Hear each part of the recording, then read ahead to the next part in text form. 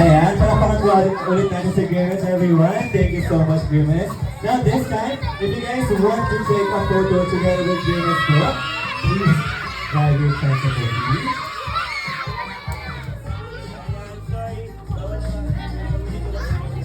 Ayan, so again, huwag po muna itutulak si Grimace. If you want to take a photo together with Grimace po, grab your chance na